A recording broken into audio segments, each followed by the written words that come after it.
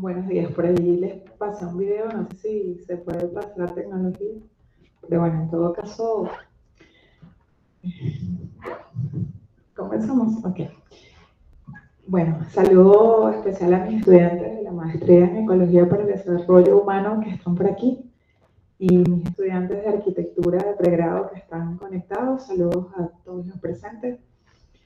Vamos a iniciar esta presentación desde el lugar de enunciación desde el cual estamos comprendiendo, para efectos de esta explicación, la ciudad inteligente, que es para mí y para el equipo que formamos parte del Ministerio del Poder Popular para el Ecosocialismo y la Universidad Popular del Ambiente Fruto Vivas.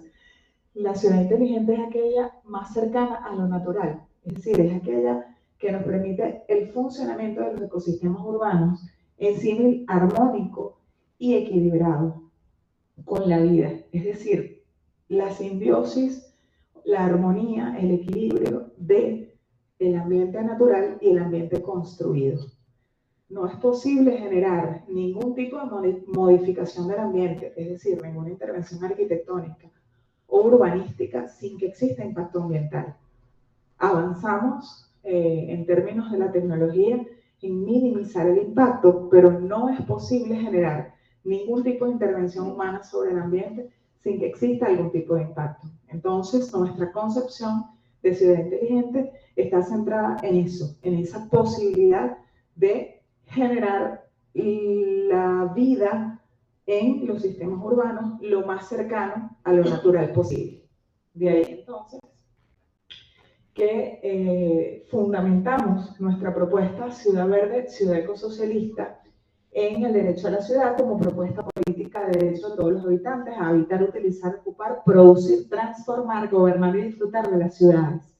Y en ese sentido, entendemos que los bienes comunes para el buen vivir de los habitantes son todos aquellos elementos desde el punto de vista de servicios, de infraestructura, de salud y todo lo que implica los sistemas del espacio habitable al servicio de los humanos que habitan. El derecho a la ciudad está asociado al derecho a un hábitat que facilite el tejido de las relaciones sociales y no simplemente el acceso a los servicios, sino cómo accedemos a esos servicios y la equidad en el acceso a ellos. El derecho a sentirse parte de esa ciudad, es decir, la relación y construcción colectiva de los espacios urbanos. El derecho a vivir dignamente en la ciudad, el derecho a la convivencia, al gobierno de la ciudad y la igualdad de derechos en el sentido venezolano de la democracia participativa y protagonista. ¿Cuáles son los antecedentes de esta propuesta? Ciudad Verde, ciudad ecosocialista, tiene algunos antecedentes en otros países, en el nuestro también.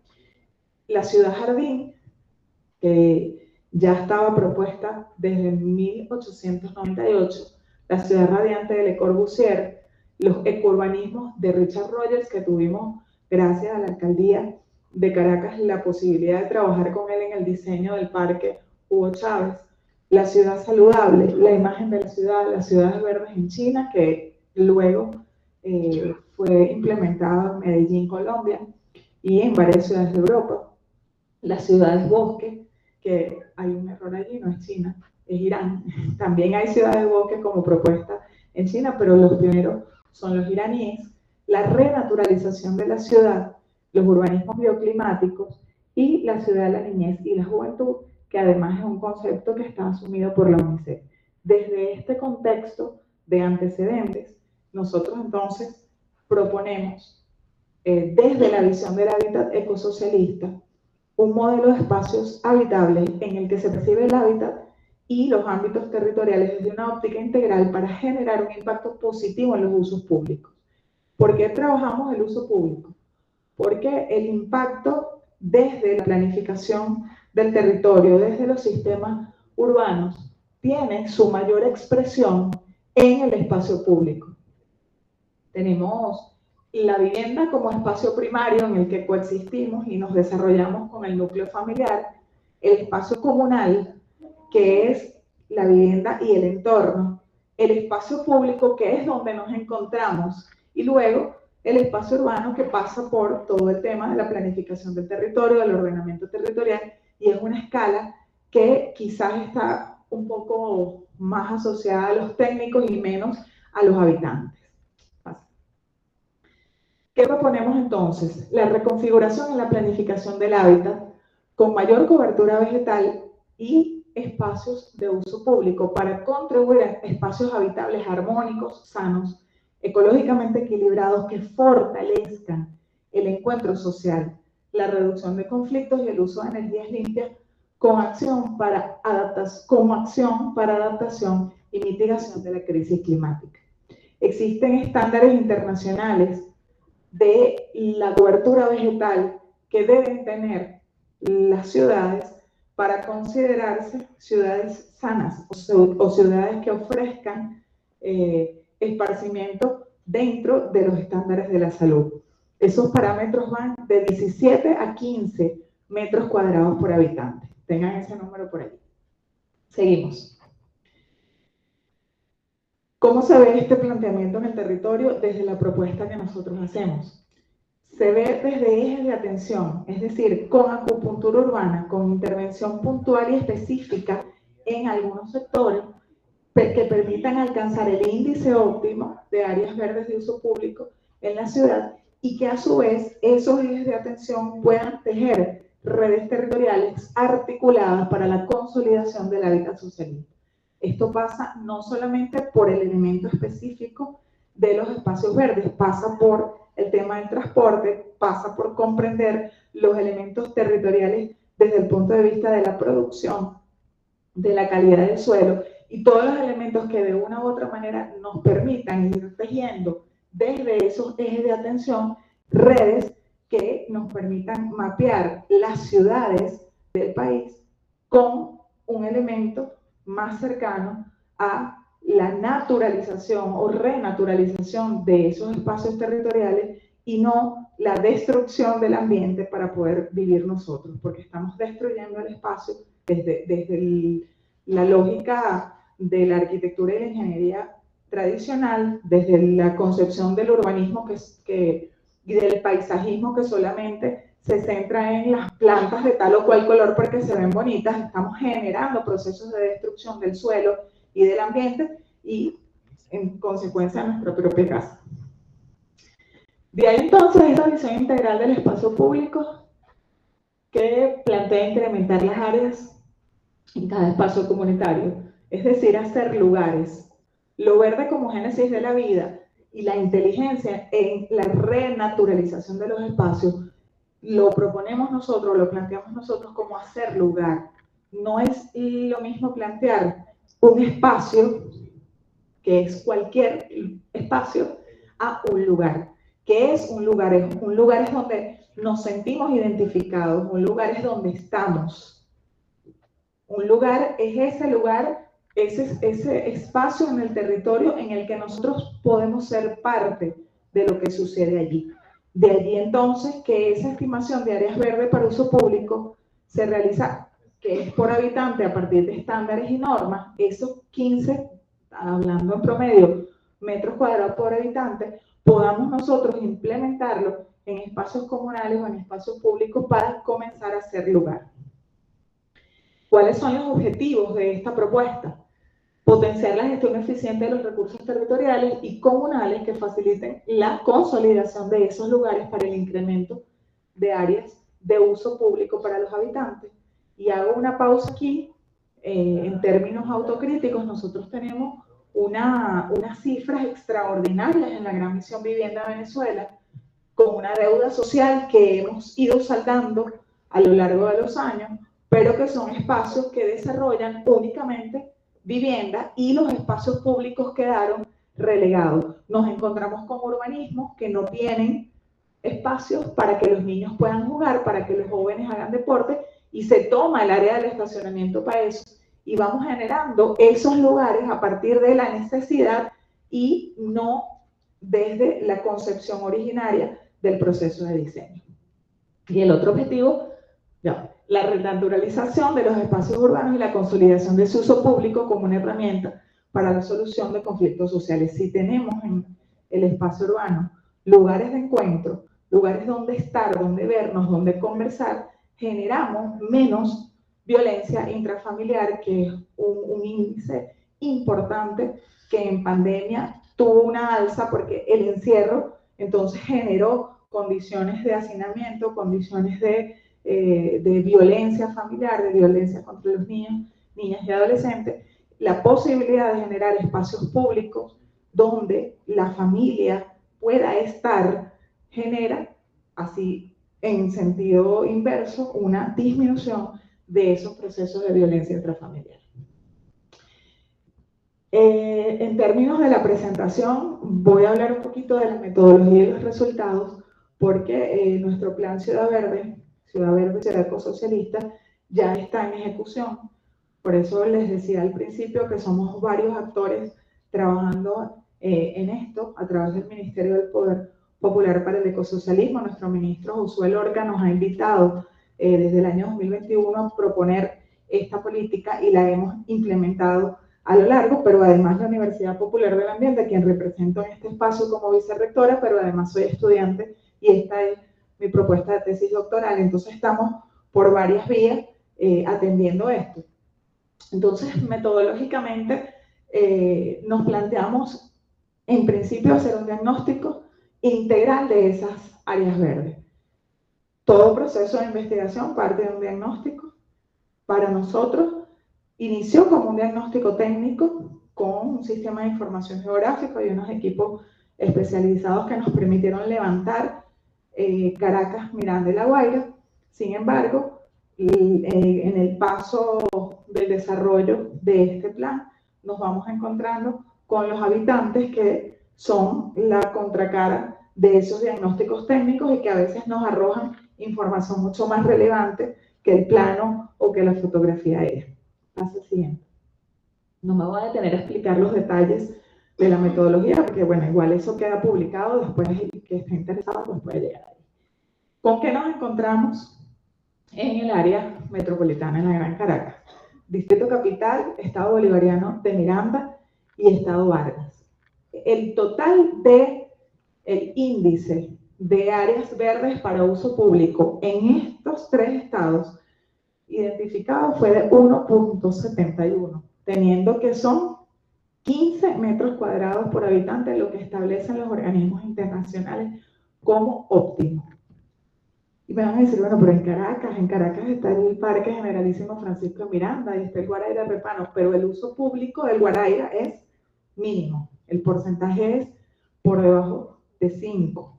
Por lo tanto, cuando hacemos este diagnóstico de metros cuadrados por habitante de área verde para uso público, solamente estamos validando aquellos espacios que tienen Gaceta Oficial como parques recreacionales o parques nacionales con uso público vinculado a áreas verdes. Siguiente. El segundo paso, en términos de la metodología, una vez que estamos haciendo el diagnóstico, iniciamos con un piloto en Caracas, Miranda y La Guaira, y luego entonces pasamos a determinar los corredores y las áreas de intervención de uso público. Según los resultados de ese diagnóstico, esa formulación de los escenarios de actuación, la definición de la situación problemática y entonces el planteamiento de identificar cuáles son los proyectos posibles en rehabilitación, conservación, innovación, monitoreo y manejo sostenido. ¿Por qué? Porque nos encontramos con algunos parques que existen como parques pero que no tienen uso, están abandonados, otros parques que existen y son usados pero no tienen infraestructura adecuada. Entonces, en esa realidad nos planteamos, siguiente, como método, como criterios para diseñar esos corredores verdes. ¿Y qué son los corredores verdes? La posibilidad de integrar, conectar o crear espacios nuevos. Esos corredores verdes nos plantean los elementos vegetales, evidentemente para crear sombra, y está científicamente comprobado y además es público notorio y comunicacional que todas las áreas donde hay plantación de árboles bajan la temperatura. Eso está más que comprobado. Entonces el tema vegetal es uno de los elementos fundamentales de esa creación de los corredores.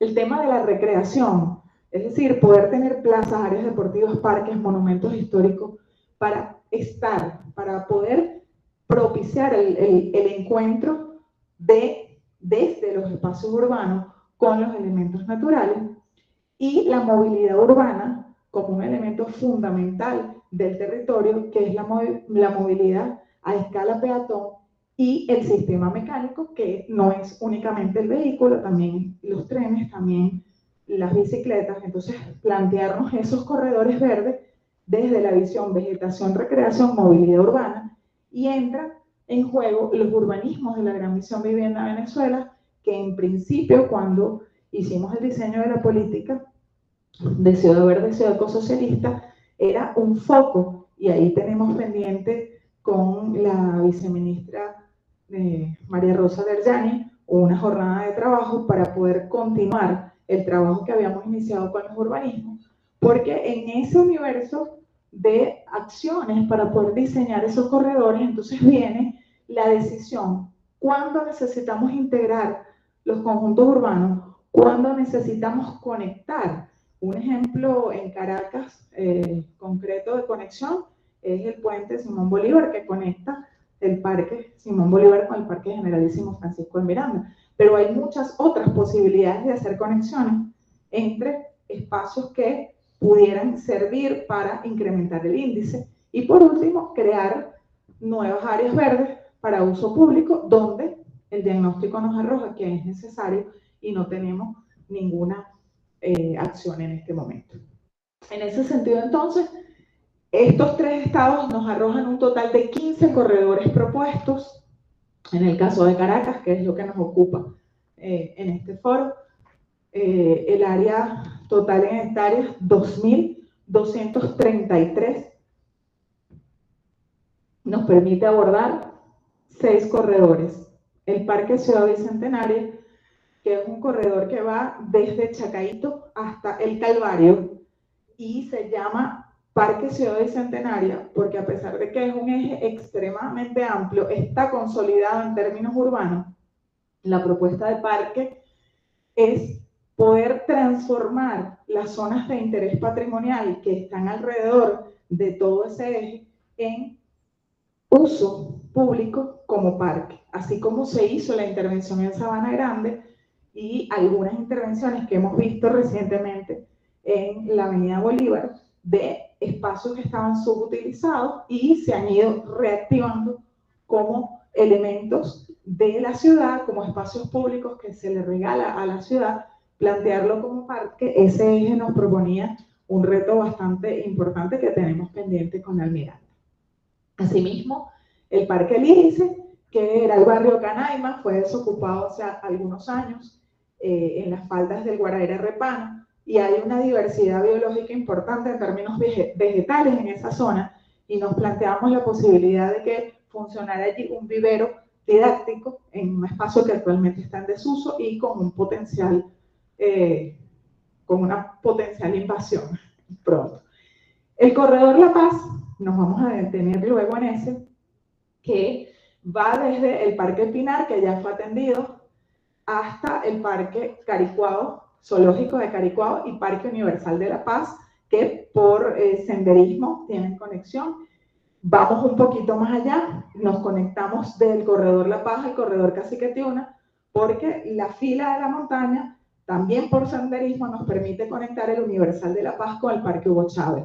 Hoy, en este momento, están los chicos del Parque La Fuga avanzando con su propuesta de senderismo, de ruta de bicicleta, y esto, como está en pleno desarrollo, pues sufre modificaciones con cierta frecuencia. Lo otro es el corredor del Camino de los Indios, que ya el comandante Hugo Chávez iniciaba con el cambio de nombre. Hay posibilidades, un corredor agroecológico, porque hay toda una vocación agroecológica en esa zona, para conectar desde allí hasta el teleférico de Macuto, y ya se conectaría con otro corredor que estaría en el estado de La Guaira, el corredor agroecológico Ciudad Caribe. Ahí hicimos una sola intervención de espacio público para validar un espacio que ya los habitantes usaban, se inauguró hace poco, y el corredor Cacique Tiuna, como les digo, que en el tiempo se va a conectar con el Corredor La Paz. Cada uno de esos tiene esa sumatoria de área de intervención. Ahora bien, metodológicamente, luego del trazado de los corredores, entonces viene el desarrollo y ejecución de los corredores y difusión y control y sistematización. Es fundamental este último punto, porque si no generamos procesos de sistematización, se pierde el método, no se valida comunalmente el método. Nosotros nos planteamos la necesidad de trabajar con los habitantes, con los usuarios, para poder generar procesos de diseño reales, de diseño arquitectónico participativo, en el que no solamente el saber técnico, los urbanistas y los tecnólogos hagan sus aportes, sino que podamos validar los elementos de la sociedad, de los usuarios o de los habitantes. En ese sentido, entonces, la propuesta integral para esos tres estados, podemos ver el incremento de áreas verdes de uso público a partir de esta propuesta en el 100% de ejecución. Esa sería la estadística a partir del diagnóstico que hemos levantado hasta este momento. Plan piloto. Nosotros abordamos en el eje o corredor La Paz un parque, el Parque Leonardo Ruiz Pineda, con el desarrollo de dos usos públicos. Sin embargo, este eje, que es el que estamos abordando en primera instancia, el Parque Recreacional Leonardo Ruiz Pineda, que está en obras, entrega en un par de semanas, ya entregamos las dos obras.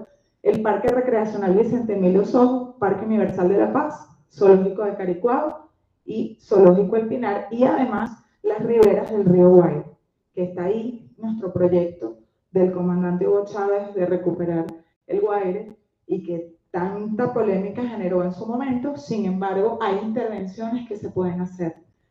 Voy a hacer un paréntesis, por ejemplo, el caso del tramo del río Guaire que está en las Mercedes. Todas las plantas, los árboles que estaban ahí, fueron deforestados para poder garantizar una visual comercial desde la autopista hacia lo que pasaba en las Mercedes. Eso ocurrió hace algunos años. Entonces, no es el caso de este tramo. Este tramo tiene mucha vegetación, sin embargo, está en nuestro foco, en nuestros corredores, el Guaire ahí pendiente, porque hay algunas zonas que ameritan reforestación. Bien, entonces, Leonardo Ruiz Pineda. El primer uso público, ahí vemos la poligonal del parque. Estamos validando en obra, en este momento, dos usos públicos. El uso público Montalbán, que está propuesto como un complejo deportivo cultural ecológico, el primer parque 100% solar de Venezuela. Hemos hecho un convenio con Corpoelec Industrial para la dotación de los paneles solares y todo el sistema de energía de ese parque, pero además en este caso particularmente es un parque que, aun cuando tenía decreto de parque, ya era usado para el tema deportivo. Entonces, validamos, adelante, validamos el uso recreativo, uso deportivo, áreas de servicio y áreas operativas dentro de ese parque. Son 3 terrazas, y lo que estamos haciendo en algunos casos es recuperar lo que ya estaba. Por ejemplo, el campo de béisbol era un campo de béisbol casi informal. Estamos ascendiendo eso a medidas oficiales para poder hacer práctica del deporte de manera institucional. Zonas de juego, la plaza, que es esta zona de acá, con una concha acústica, canchas de pádel, canchas de pelotica de goma, y bueno, toda una serie de actividades alrededor de ese parque. Algunos elementos del proyecto: hay una zona que la topografía nos decía aquí, aquí, aquí, aquí, ahí va una laguna. Simplemente vamos a validar con elementos de arquitectura y de consolidación un espacio que se inunda de manera regular, y todas las aguas pluviales de este parque o de esta terraza se van a canalizar hacia esa laguna para mantenerla activa de manera permanente. Bueno, algunas imágenes. Como les digo, esto está en obra. Así comenzamos. En esta zona, en este plano que estaba ahí, hemos sacado, yo no tengo el número exacto, pero la última vez que hicimos el registro había 70 camiones de escombros habíamos sacado de este parque. Y en esa primera imagen que vemos allá, de mayo del año pasado, del año 2023, hoy en día está la plaza, está la concha acústica, toda esta zona que vemos acá, y estamos en obra. Las fotos, pues, podíamos haber mostrado mucho rato fotos, pero bueno, no es el objetivo de esto. Yo prefiero que esperen la inauguración y vayan al parque y puedan ver cómo es posible hacer una ciudad distinta. Por supuesto, ahorita están todos los árboles pequeñitos porque están plantados en este transcurso de este año. Hemos respetado toda la vegetación original del parque y hemos hecho una reforestación que en algunos años pues dará sus frutos. Adelante. El segundo uso público, tanto más interesante, el Parque Ecoindustrial Caricuao Caribe, que es el segundo punto. Esto está en la autopista de Caricuao, saliendo de Caricuao, pasando entre la bomba Texaco y la PDB. Hay una zona ahí que fue durante muchos años un estacionamiento de autobuses, luego fue tomado por unos compañeros del colectivo Caricuao Caribe Concar. Ya el presidente Nicolás ha hablado de esto en el marco del Congreso de Crisis Climática.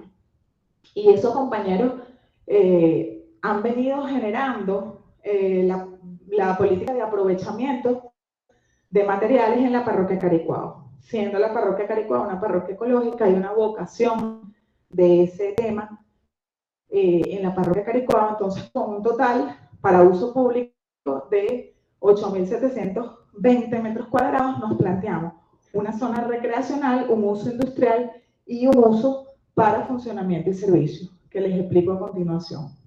Ese uso público es un parque, tiene canchas deportivas, tiene la zona juventud, tiene todos los elementos vinculados con estacionamiento público, una plaza para hacer encuentros y conciertos, una ecotienda, parque infantil, ecogym, bueno, todos los elementos que vemos allá al principio en verde, que tienen que ver con la parte recreacional, toda la intervención del paisajismo de eso que estaba allí, un talud que era el basurero de lo que hacen la cola para usar la bomba de gasolina. Luego tenemos en rosado lo que hemos llamado uso funcional y de servicios. En ese bloque va a funcionar la escuela ecológica, una escuela de reciclaje con una programación de formación en alianza con la Universidad Popular del Ambiente Fruto Viva.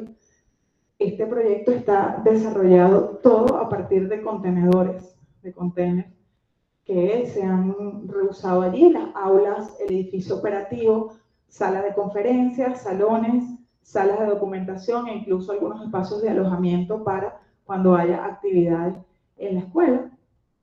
Y lo que vemos en azul, que es el uso industrial, ahí generamos un acceso de servicio para separar el acceso de la parte del parque. Y ahí tenemos entonces en funcionamiento, en este momento, una planta de procesamiento de plástico. Ahí está el rotomoldeo, está la cotufadora, la extrusadora, y se está generando madera plástica con la que se hacen los parques infantiles que el Ministerio del Poder Popular para el Ecosocialismo, en alianza con algunas empresas privadas y con el Movimiento Social Caricuao Caribe, viene distribuyendo a nivel nacional. Eso está allí, está en funcionamiento.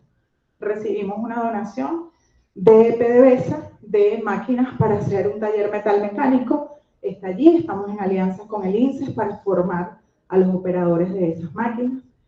Tenemos un espacio que va a estar destinado para NFU, que es neumáticos fuera de uso. Allí igualmente hay una alianza comercial. De momento va a funcionar solamente como acopio de ese material porque las maquinarias son extremadamente costosas y la planta solamente tenemos una en Maracay. Aspiramos poder tener otra aquí, un laboratorio para resistencia de materiales, un llenado comunal para cisternas, es decir, tenemos todo un sistema de funcionamiento en el Parque Caricuao Caribe, que es nuestro primer parque ecoindustrial. Es toda una política que deriva de Ciudad Verde. Ahí un poco el trabajo que realizamos, la primera inspección, el proceso de diseño participativo y cómo cada uno de los miembros de ese movimiento social dibujó y planteó e ideó cómo querían ese parque, cómo lo estaban visualizando, la presencia de un vivero, de una laguna, porque ahí viven un montón de patos que no tienen dónde estar, entonces se meten en un estanque chiquitico. Entonces vamos a validar el uso incluso de las especies animales que habitan ese espacio. Adelante, un poco los elementos del proyecto. Siguiente. Así encontramos nosotros Caricuao Caribe, o lo que hoy es Caricuao Caribe, y ahí estamos, pues lo que les decía un poco del paisajismo, el uso de contenedores. Allá están los compañeros y compañeras de la planta de procesamiento de plásticos y la vialidad que está en proceso. Ya por aquí hay otro edificio, es decir, son obras que están en ejecución, que nos dan pauta, nos dan validación del método, validación de la propuesta, y que por supuesto el resultado final lo vamos a ver en el tiempo. Este fue nuestro plan piloto. Y bueno, desde ese plan piloto avanzamos y esperamos poder abarcar todos los demás corredores. No puedo cerrar esta intervención sin nuestro comandante Hugo Chávez, porque aquí está la génesis de esta propuesta, la estrategia del punto y círculo, el diseño participativo como un elemento fundamental de atención del territorio y generar los lugares que nos encuentren, que nos conecten con la realidad. Es la relación del espacio natural y el espacio construido.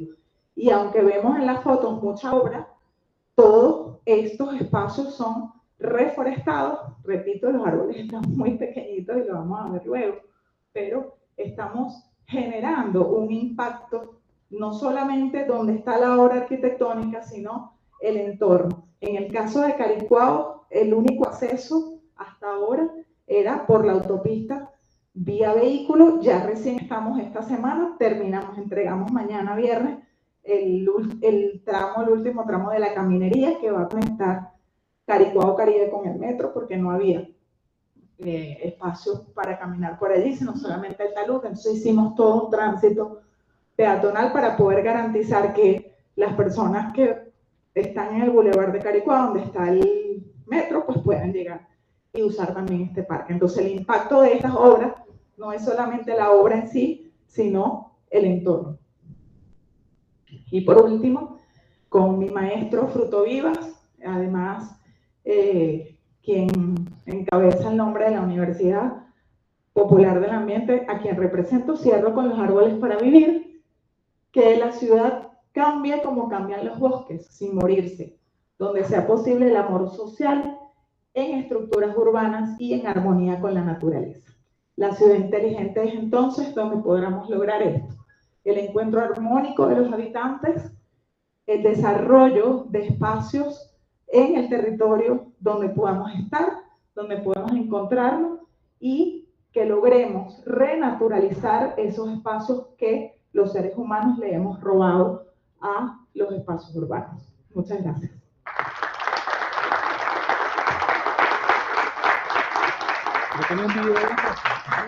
Sí, sí lo descargaron. Ay, excelente. Vamos a ver entonces para cerrar el video. Buenísimo.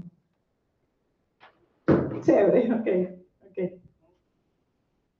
Este video presenta una experiencia europea, pero que de una u otra manera nos da referente.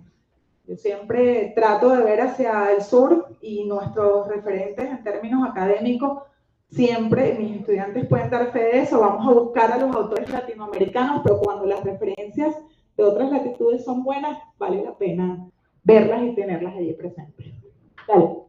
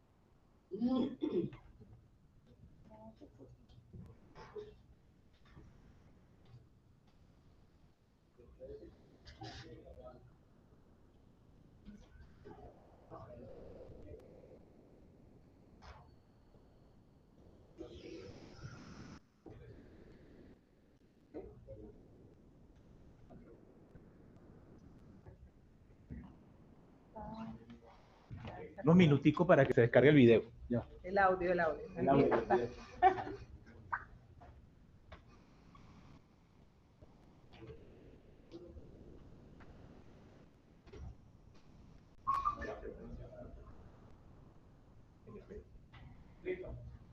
Esta parece una familia de zorros cualquiera, pero no lo es. Todos sus miembros están empadronados en el centro de Berlín. Alrededor de 1000 zorros ya habitan en la capital alemana, junto a erizos, conejos, castores, cejones, ardillas, mapaches, todo tipo de aves y polinizadores. Y esto no ha ocurrido por casualidad. Forma parte de un plan para la ciudad. Un plan salvaje. La capital alemana es un gran ejemplo de cómo las ciudades pueden integrar la naturaleza, coexistiendo y beneficiándose de ella. Un tercio de la ciudad está ocupado ya por zonas verdes, que son gestionadas intencionadamente para favorecer la biodiversidad, para permitir la vida salvaje, formando parte de un diseño de corredores ecológicos que permiten que la fauna pueda atravesar la ciudad de forma segura e integrarse en ella. Y eso, además de probados efectos beneficiosos sobre la salud y el bienestar de los vecinos por el contacto con la naturaleza, es una ayuda importante en la carrera por conseguir aire limpio en la ciudad. Más árboles, menos contaminación. Más biodiversidad, más captura de CO2 y menos calor asfixiante en verano. Los suelos vivos retienen el agua y cada árbol, además de dar sombra, libera cientos de litros de vapor de agua al día. Es como tener gigantescos pulverizadores refrescantes por las calles. Los árboles son verdaderos tesoros, y más en estos tiempos de crisis climática y calor extremo.